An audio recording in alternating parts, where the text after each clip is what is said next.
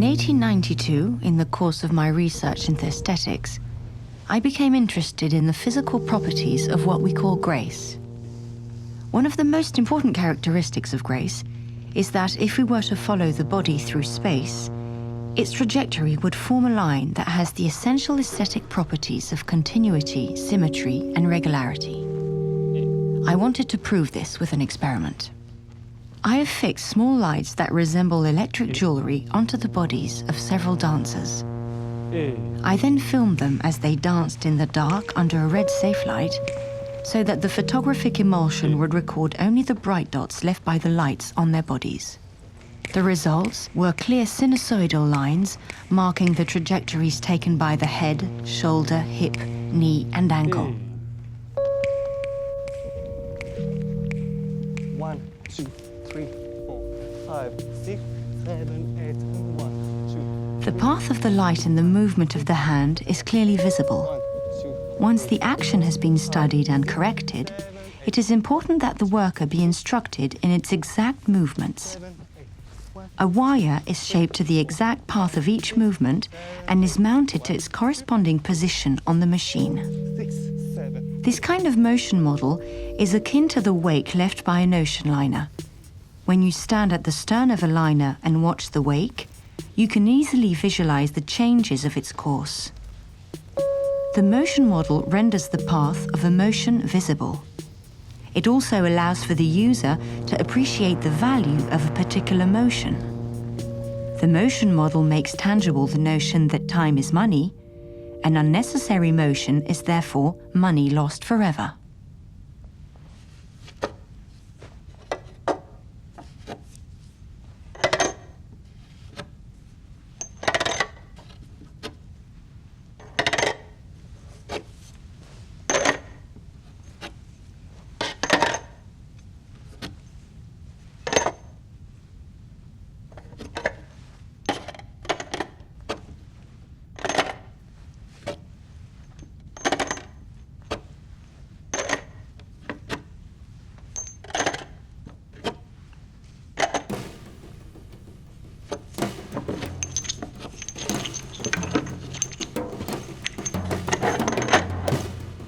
More powerful ways of seeing and designing movement boosts a contemporary understanding of smart, mobile, and kinetic economies where industry players can capitalize on the technologization of motion. It will help propel the wider cultural shift from motion discipline to motion control, and from a modern science of motion to an advanced capitalism in motion.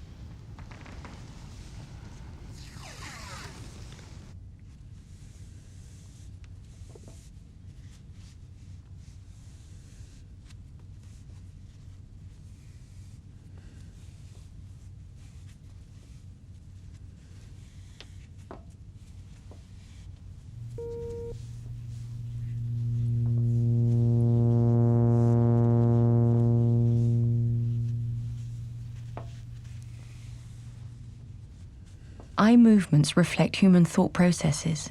Hence, observers' thoughts may be followed to some extent by recording these eye movements. It is easy to determine from these records which elements attract the observer's eye, and consequently his thought.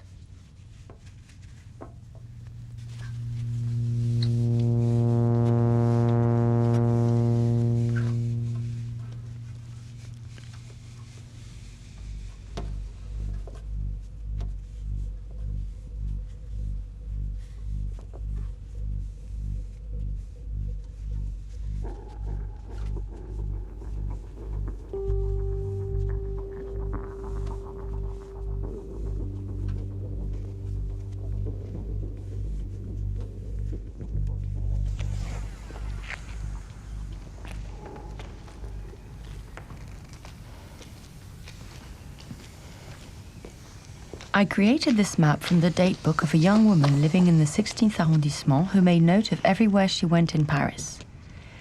The map reveals the neighborhoods that she spends the most time in and the areas of Paris she visits the least. Of particular note is the almost total absence of trips beyond the Avenue Henri Martin. This is just one example, but it well illustrates the reality of the phenomenon known as the sphère bourgeoise. That is, an area roughly delimited by her home at Trocadéro, her job in the 6th arrondissement, her piano teacher at Saint-Augustin, and her school at the Louvre. This group of trajectories demonstrates how remarkably narrow the boundaries of the city of Paris become for any one individual.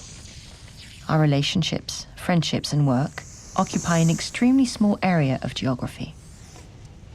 This diagram, a veritable example of modern poetry, will undoubtedly cause us to feel discomfort, if not indignation, at the very idea that it is possible to live in such a way.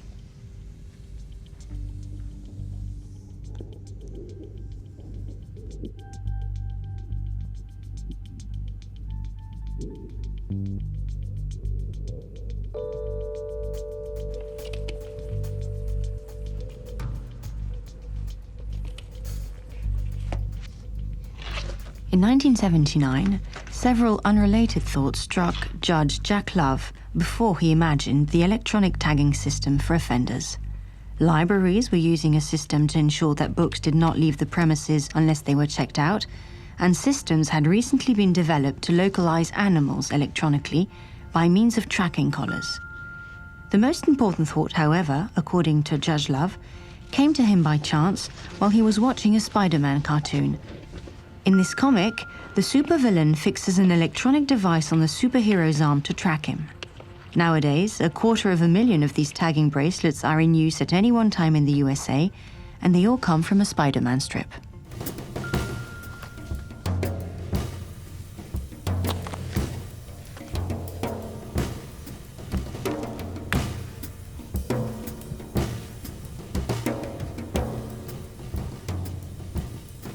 Paul Siglia, who was charged with fraud, escaped his electronic ankle bracelet and disappeared. Paul Siglia had sued Mark Zuckerberg in 2010, claiming he was entitled to half of Facebook.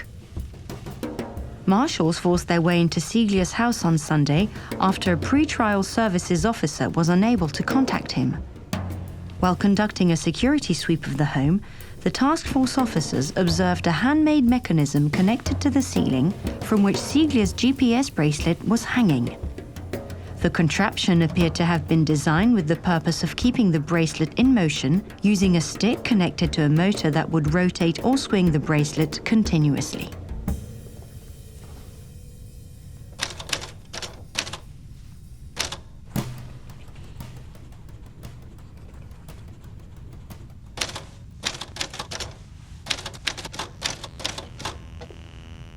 I built a virtual belt, which is colored in a gradient going from blue to red.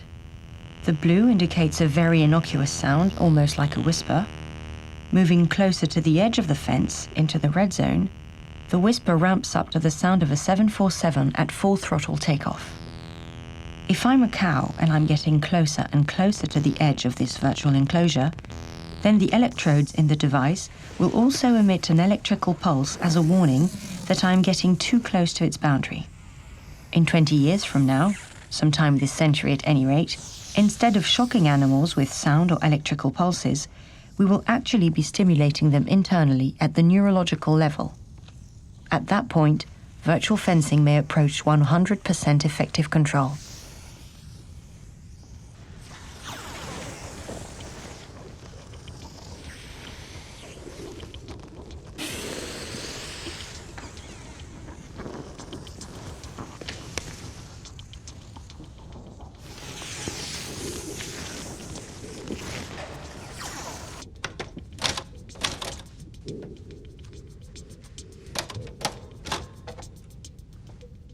One, two, three, four. 1, 2, 3, 4. 1, 2, 3, 4. 1, 2, 3, 4.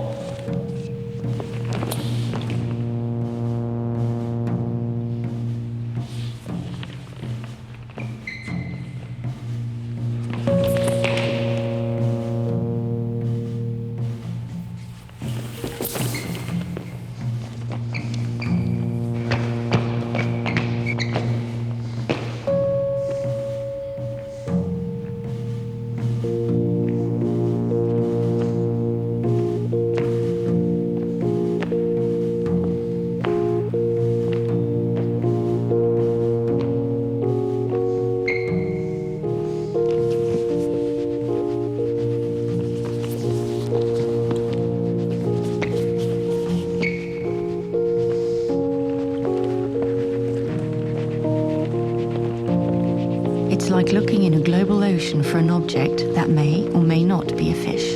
It might be anything, and it might be important, but at first, we're not even sure it exists. And whatever it might be, it's constantly moving and interacting with a huge number of other objects. These objects might make up an organized school of fish, or they might not be related at all. But we do know that we need to find the object, identify what it is, and figure out how it relates to all the other objects, whether fish or seafowl. It's like going after the unknown unknowns. Things we didn't know. We used to know what we were looking for, and were therefore looking for things. Now we don't know what we're looking for. And instead of looking for things, we're looking for activities. Activity-based intelligence is the most important analytic methodology the intelligence community must master in order to succeed in the future.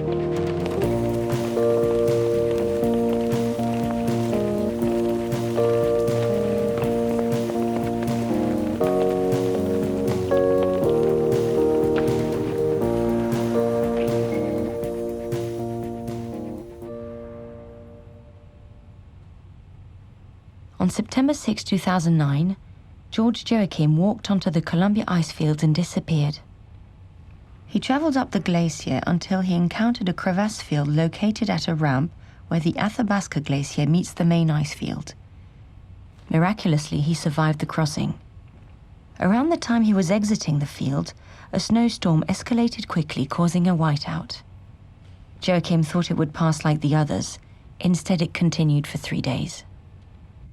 Meanwhile, back at the search headquarters, Blake began the process of using a computer model to establish search parameters. The model uses data collected from similar lost person cases to learn the size and location of the search area. Joachim's behavior baffled Blake. When they had expected him to move, he stayed put.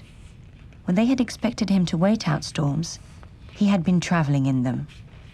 It was way outside the parameters of how people normally behave in this kind of terrain. He arrived at the climbers' parking lot and was dismayed to see that his car had been towed.